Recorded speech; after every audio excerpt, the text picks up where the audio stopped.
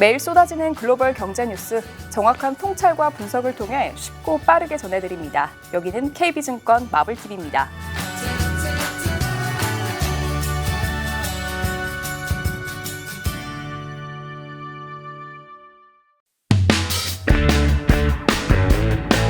세계를 바라보는 새로운 통찰력 KB 글로벌 인사이츠 2월 24일 지금 시작합니다. 연준이 너무 기다려서 나중에 급해질까봐 걱정하는 시장. 하지만 성장 기대를 앞지른 기준금리 인상 가능성은 낮음. 파월 연준 의장이 통화 부양 기조를 지속할 것이라는 점을 재확인했습니다. 의회 반기 청문회에 참석한 파월 의장은 기존의 입장을 반복했는데요. 연준의 이중 책무를 달성하기 위해 미국 경제가 가야 할 길이 멀다고 하면서 이중 책무를 향한 상당한 추가 진전을 위해 시간이 필요하다고 밝혔습니다. 완전 고용 관점에서 볼 때 여전히 완화적인 통화 정책이 필요하다고 하면서 통화 완화 기조를 당분간 지속하겠다고 했습니다. 대규모 경기 부양책이 나오면서 또는 그동안 눌렸던 수요가 쏟아지면서 인플레이션이 급등할 수 있다는 우려도 평가절하했는데요.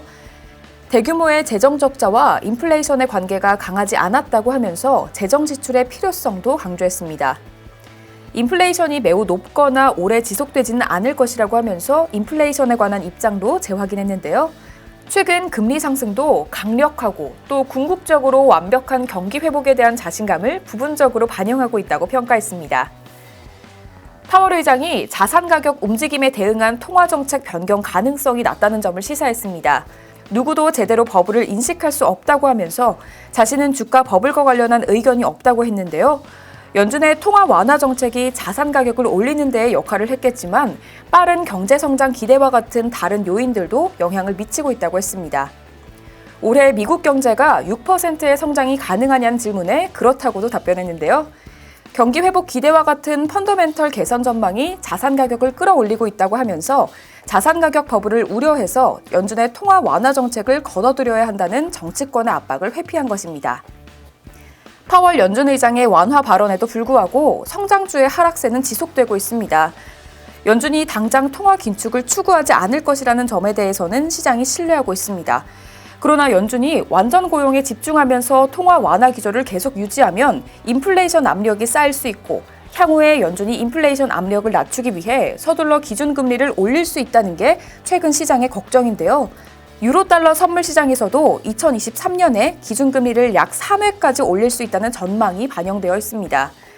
연준 점도표 중간값을 보면 2023년까지 기준금리 인상을 하지 않는다는 전망이지만 시장은 2023년 3월에 기준금리 인상을 시작해서 9월과 12월에 한 차례씩 추가 인상할 것으로 예상하고 있습니다.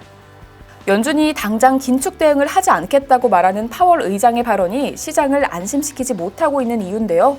일시적인 하락은 가능하지만 시장 우려는 점차 완화될 전망입니다. 향후 기준금리 인상을 빠르게 할 수 있다는 건 주식의 할인율이 빠르게 올라간다는 의미인데요. 최근 주가 부진의 이유이기도 합니다. 그러나 성장 기대가 함께 높아진다면 할인율 상승이 주가에 미치는 영향은 제한될 것입니다. 그 이유는 다음과 같습니다. 첫째, 3월 초부터 경제활동이 본격적으로 정상화될 것이고 둘째, 3월 중순에 친환경 인프라를 중심으로 한 경기 부양책이 구체화되면서 성장에 대한 기대는 높아질 전망입니다. 지금은 기준금리 인상 기대가 먼저 반영되고 있고 성장 기대는 충분히 다져지지 못한 상황이므로 할인율 상승의 부정적 영향이 상쇄되지 못하고 있습니다. 하지만 성장 기대 없이 인플레이션만 상승할 가능성은 낮으므로 성장 기대와 기준금리 인상 전망은 사실상 한몸입니다. 성장 기대를 반영해서 할인율이 높아질 때는 경제 성장에 따라 이익이 증가할 것으로 예상되는 경기 민감 업종이 긍정적입니다. 최근 금리 상승 과정에서도 경기 민감 업종의 상승세가 두드러졌는데요. 경제활동 정상화 기대는 점차 높아질 것으로 보입니다. 백악관은 다음 주부터 백신 공급량을 주간 1,350만 회분에서 1,450만 회분으로 올릴 것이라 발표했습니다. 일간 접종 횟수가 193만 회에서 207만 회로 높아질 수 있다는 얘긴데요. 금요일에는 존슨앤존슨 백신이 긴급 사용 승인을 받을 예정입니다. 존슨앤존슨은 3월 말까지 2천만 회분의 공급이 가능하다고 밝혔습니다. 주간으로 약 450만 회의 공급이 늘어나면서 일간 270만 회의 접종이 가능하다는 얘기입니다. 바이든 정부에서 코로나19 대응을 지휘하고 있는 파우치 국립 알레르기 전염병 연구소장은 백신 접종을 완료한 사람들의 이동 제한 조치를 완화할 것이라고 밝혔습니다. 이스라엘도 비슷한 정책을 시행 중입니다. 지금까지 글로벌 인사이트였습니다.